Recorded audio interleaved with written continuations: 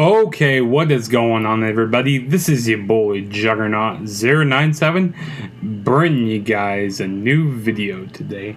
And today is going to be my AEW Fight for the Fallen 2 2020 review. Sorry, just screwed up there. And before we get started with this prediction, I have predictions in my mind because I'm going to be doing predictions later. But before we get started with this review, go follow me on all my social media platforms. Go follow me on Twitter at TheTrueJSB. Go follow me on Instagram, TheTrueJSB. And all my links are on the screen here. All my social media platforms on the screen, and all the links are down below.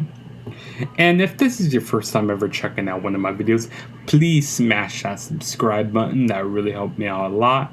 Also, leave a like and hit that post notification button to be notified every time I make a new video. Okay, so Fight for the Fallen was last night, July 15th on TNT, which overall I thought this was a pretty good show. It was a pretty good show. I enjoyed it most of all. There were some things like why did they make those decisions, or why are they going in that direction? But overall, I thought this was a pretty enjoyable show to watch. I still need to watch NXT. Haven't watched that yet, but I'll be coming with that review maybe later on tonight. I don't know. I haven't watched it yet. But yeah, so the first match that we get kicked off with is the TNT Championship match. We have Cody Rhodes defending the TNT Championship against Sonny Kiss. I thought this was a pretty good match. I thought this was a really good opener. Sonny Kiss, he is really athletic in the ring, and I know some people really don't like him, or some people criticize him because part of the LGBTQ community, or I think that's what it's called. Yeah, the LGBTQ community, and he just expresses himself in different ways, which I'm not the biggest fan of him, but I have to give him credit to where credit's due. He's really athletic in the ring, and he can go. He could really work with him, and I think Cody really put him over here pretty good in this match. And there were some pretty cool spots there in this match. I like the Alabama Slam on the outside of the ring. On the stage, that was pretty cool by Cody Rhodes. We saw some pretty cool athletic moves by Sonny Kiss with a big 450 splash on the top rope. That was pretty cool. And we really saw more of an aggressive Cody tonight. Or last night. We saw aggressive Cody. And maybe they could be hinting towards a heel turn. And we saw a lot of Tully Blanchard, which Tully Blanchard's a part of AEW. He's a high up there, management there or something. Or I think he's a part of TNT or something. I'm not exactly sure. But I don't know. We just saw a more of a heel Cody tonight, because he was doing some dirty stuff. And Arn said, hey, just win the match, do the match, just quit playing these games and win the match. So, I don't know, maybe we could be seeing a heel turn with Cody eventually. He's looking more heelish. And I've been hearing rumors that there's going to be a 4 horsemen coming. And, Arn Anderson will probably be the manager, and maybe Tully Blanchard might be help with it. I don't know. It'd be interesting, but Cody did end up getting the victory when he hit the crossroads at the end of the match. Like I said, it was a good match. I really wasn't expecting the title change here. Pretty good build-up for only 1 week of, to prepare for this match. So I thought this match was pretty good here. Nothing too crazy. But yeah, Cody did end up retaining the title here. And then next we had is FTR, Dax Harwood, and Cash Wheeler. Formerly, they were the Revival in WWE, if you guys don't know that. Going against the Lucha Bros. Going against Rey Phoenix and Pentagón Jr. This was a really good match. I really enjoyed this. Like, this was probably the best match of the night, in my opinion. Both teams really meshed well. We even saw appearance by Butcher and the Blade. They had FTR's truck keys. They sat in the truck of FTR. They stole their truck. But no, this was a really fun match. I mean, pretty high flying moves by the Lucha Bros. I mean, we even saw, FTR do some high flying stuff in this match. I mean, both teams meshed really, really well in this match. And the FTR did surprise me every single week, but FTR did end up getting the win. I think it was Dax. He was in the ring, and Rey Phoenix. He was doing like a 619 like swing back into the ring, and Dax pulls the mask off of Rey Phoenix and rolls him up for the 1-2-3. And Rey Phoenix just tries to cover up his face because with Mexican professional wrestlers, they don't want to have their face revealed, which that took away from, that's why that cost him the match there, cost Lucha Bros the match. But it was a good match. I really enjoyed it. And no complaints about this match. Best match of the night. And then after the match, like I said, we had Butcher and the Blade. They were talking some, shit from the truck of FTR. And then the Young Bucks, they come out. They sneak behind. They sneak behind him and hit him with a super kick and grab the keys and take the keys back to FTR. And then we have Kenny Omega come out with some beer. You think they're going to celebrate for a minute. They open up the beer, and then they pour the beer onto Kenny Omega's head. FTR pulls the beer onto Kenny Omega's head. So, I guess they don't want to celebrate with Kenny Omega. There's some tensions between FTR and Kenny Omega and the Young Bucks. So, I can't wait to see them battle each other. That is going to be awesome when they actually have a match. But yeah, Kenny Omega, he was pretty pissed off. He was mad. That was that there. So next we had Chris Jericho. He came out with Inner Circle, Jack Yeager, Santana, and Ortiz. So they came out. Chris Jericho brings up last week his win over Orange Cassidy. He says he had one of the best matches in AEW history. Which that was a really good match last week. And I'm sorry I didn't do a review last week for AEW's Fighter Fest Night 2. I was just really busy last week. But he said not only he won the match, he won the rating war. He's just like he does every single week. He wants to show and explain how rating works. It's great to have an overall win in viewers, but the most important thing is the 18 to 49 demographic. And he's never been beaten in that demo. And he talks about how he's the rating man and he's the champion of the demo. And he says he's the demo god. So he's the demo god. And like he said, it was great to be in the ring with Orange Cassidy. And everyone's saying the same thing. We love the match, the management saying, hey, we want to see a rematch. But Jericho says, hey, you're not getting a rematch. Because one thing, he's lazy. He's, and he goes on to say how he's deadbeat. He's nothing. Even though it was a great match. And then Orange Cassidy comes out. And of course, he comes out from the stands or from the crowd. And he's just standing there. And Jericho says basically that, he's lazy, he has a bad attitude, he's a sloth. And he tells Orange Cassidy to basically get out of the arena. And Orange Cassidy, He has his hand up and he points his thumb down. And we have a whole bunch of orange juice that falls down onto the inner circle. And Jericho is pissed. He says, "Orange Cassidy, I'm gonna get you." And like, it was funny how Chris Jericho was pissed off. And he says, "This jacket cost me $7,000." And he asked the people at ringside to get him a towel, and it was the towel of Orange Cassidy. I was just dying laughing at this. This was funny. This was great. And then the rest of the night, Chris Jericho was on commentary, and he was just pissed off on commentary.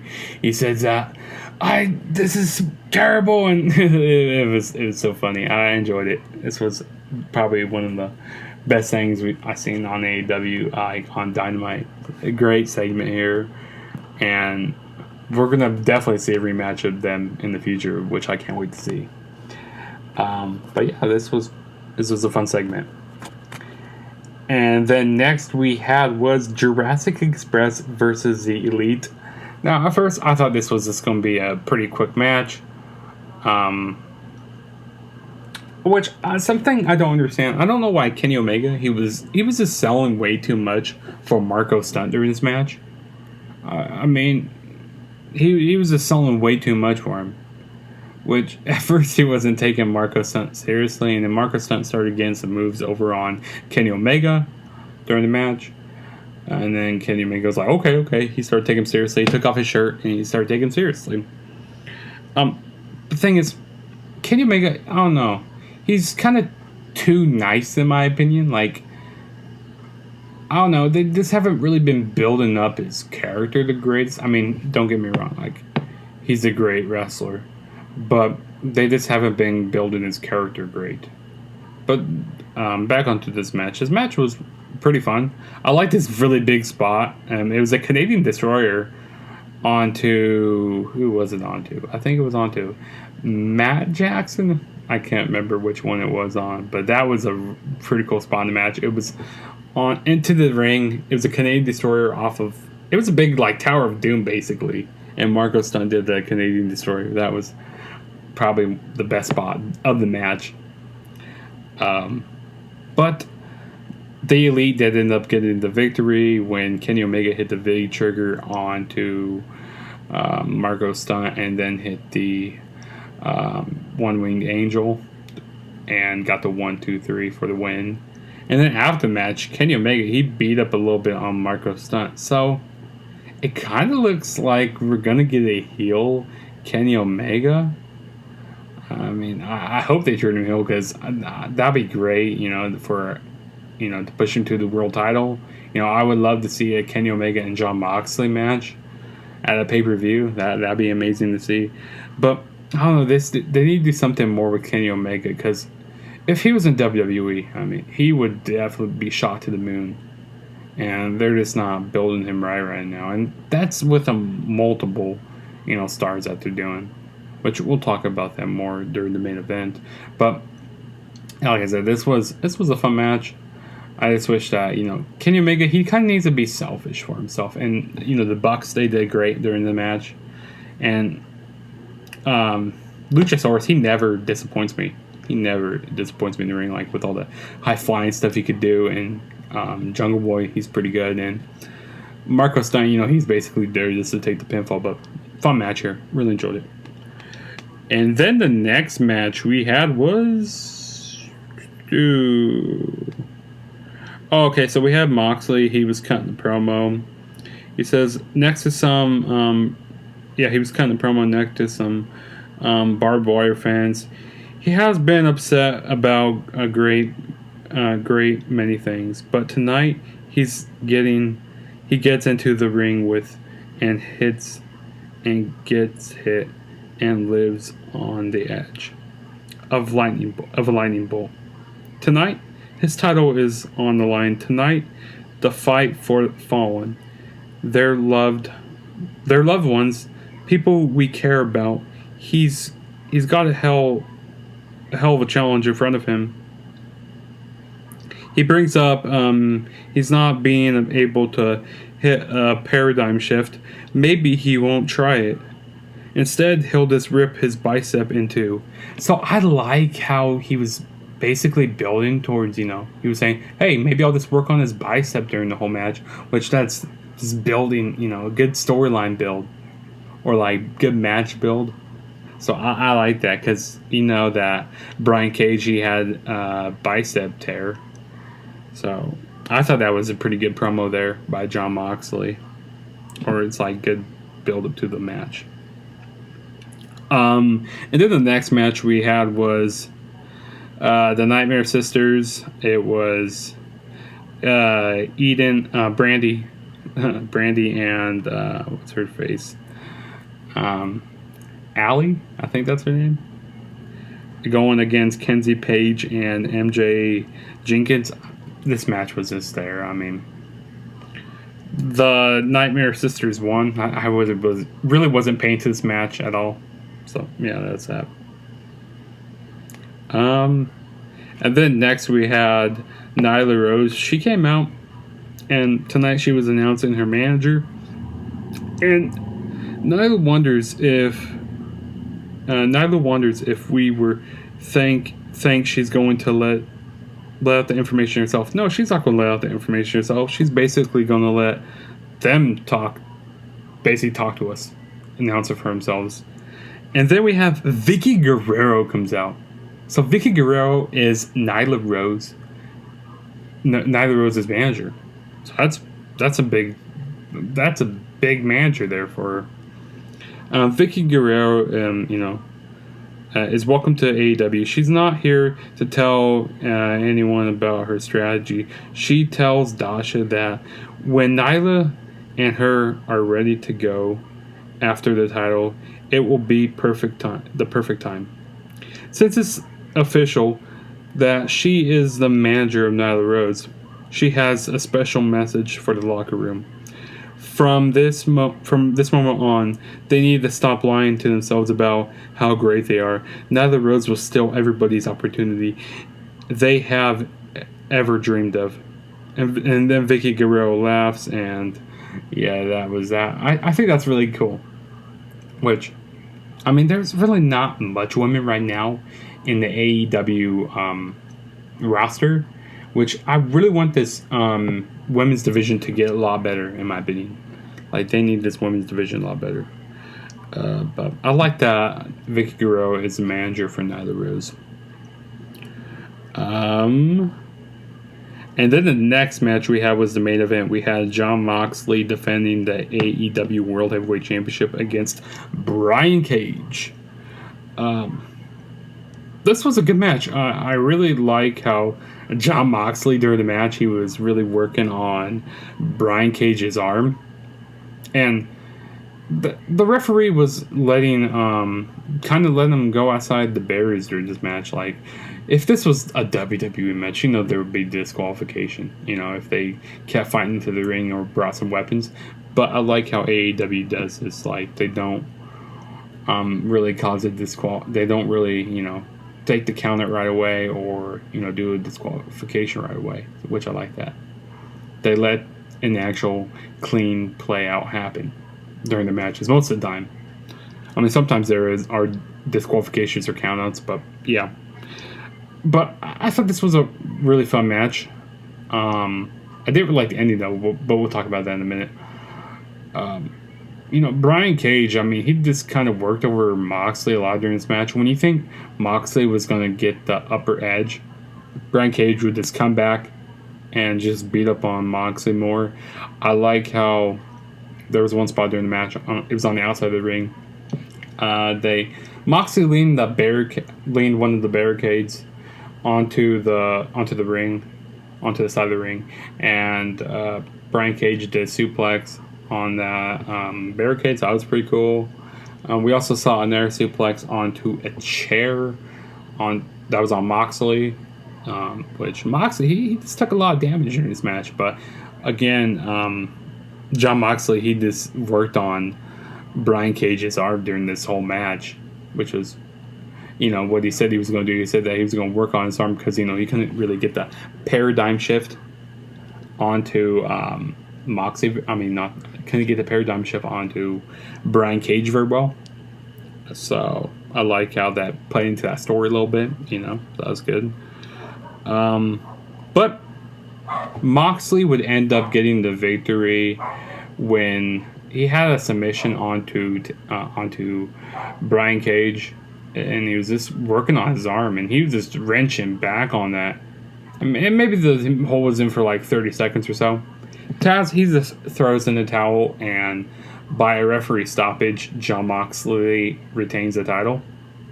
Which I understand that they're trying to keep Brian Cage strong. But I don't know. I feel like with all their big men, they haven't been built. I mean, they've been building them up really good.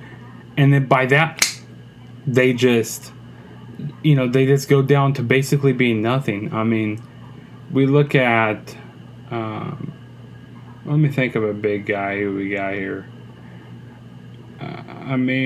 We have Brodie Lee. I mean, yeah, he got a way too quick build to the title. And now he's he's still doing some alright stuff, but with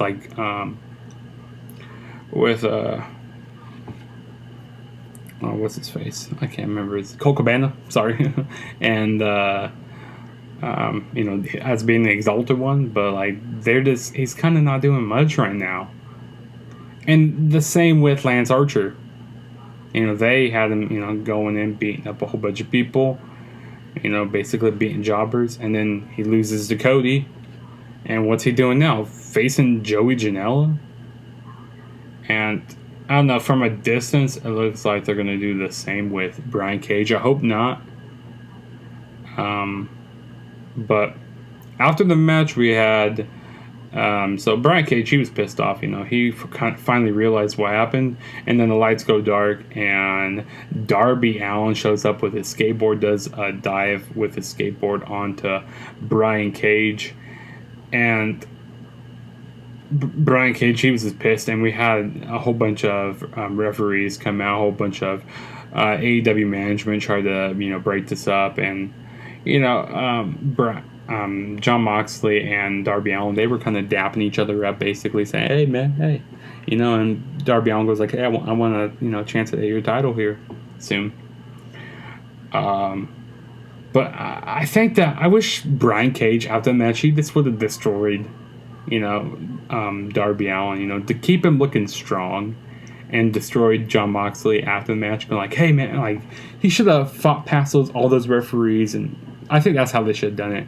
Those referees should have been able to hold him off, because you see how big Brian Cage is. He should look like, it looks like he can fucking eat someone for breakfast, lunch, and dinner.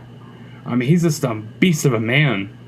And he should be able to... I think that they're probably going to have him in the match against Darby Allin here, maybe next week even. And he should just fucking destroy Darby Allin. I hope he does, because I want to see Brian Cage look strong. And who knows... I really wish that he kind of got physical with Taz last night. I really wish he got physical with him. Because, hey, I feel like Brian Cage could have powered out of that submission, but I kind of like the segue. The announcers quickly like, okay, why was that a smart idea for Taz to throw in the towel? Because of his injury that happened on his bicep. That could take him out for more. That could cost him more months if he was to get injured again. So I like how they're trying to still keep Brian Cage strong, but I think they went about it the wrong way, in my opinion. But yeah, I don't know. That kind of left a sour taste in my mouth after watching this. The ending just could have been a lot better. But nonetheless, it was a good match. Both guys worked great. This whole show overall was good, but I don't know. This ending was really what I expected. But I understood, you want Jon Moxley to retain, and I think it was too early for him. It's too early for him to lose the title. But at the same time, you want to keep Brian Cage looking strong. So, they were kind of... AEW kind of backed themselves into a corner right here. So, I don't know. But yeah, that was my AEW Fight for the Fallen 2020 review. yeah, I know this is probably a long video, but hey, you know, it is what it is. And go follow me on all my social media platforms. Go follow me on Twitter, Instagram. Hit that subscribe button. And got some more videos coming on the way. Big weekend in wrestling. We got Extreme Rules, the horror show this Sunday. We got Slammiversary this Sunday, which I'll be doing predictions for both shows. I still need to do some more Slammiversary reviews, which I'm going to keep continuing doing the reviews after this week's Slammiversary, so stay tuned for that. And also, I still got my NXT review. And I'm sorry I haven't been really great as consistent as of late, but I'm going to get more consistent. Don't worry, guys. But yeah, this is your boy Juggernaut saying peace out, and I'll catch you guys in my next video. So peace out.